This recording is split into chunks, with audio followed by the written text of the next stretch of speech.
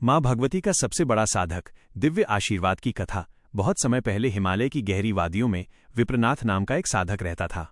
वो बचपन से ही माँ भगवती का भक्त था। उसका एक ही लक्ष्य था, माँ का साक्षात दर्शन पाना। वो रोज घंटों साधना करता, उपवास रखता, मंत्र जाप करता, पर कभी भी अपनी भक्ति का दिखावा नहीं करता।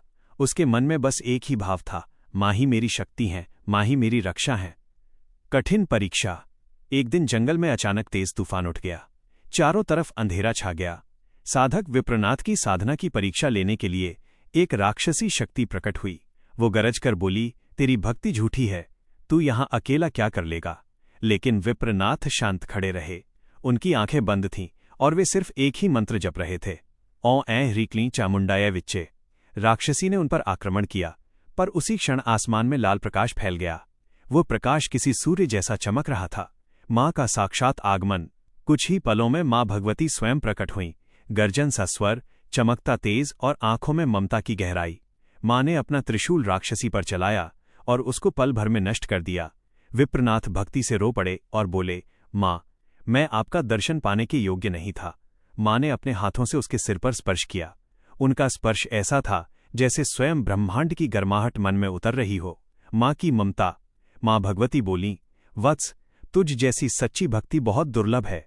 तू मेरा सबसे प्रिय साधक है। आज से तू जहां भी जाएगा, मेरी शक्ति तेरे साथ खड़ी रहेगी। फिर माँ ने उसे 3 दिव्य वरदान दिए। 1. अभय वरदान, माइनस कोई भी बुरी शक्ति उसे छू नहीं सकती। 2. ज्ञान का वरदान, माइनस दुनिया के रहस्यों का ज्ञान। 3. ममता का आशीर्वाद, माइनस जहां वो जाएगा वहां माँ की कृपा स्वतः बरसेगी। विप्रनाथ जब आंखें खोलता है तो माँ जा चुकी थी, पर उनका दिव्य तेज उसके चारों ओर फैला हुआ था। उस दिन से वो जहां जाता, लोग कहते, इसके साथ कोई अदृश्य रक्षा शक्ति चलती है।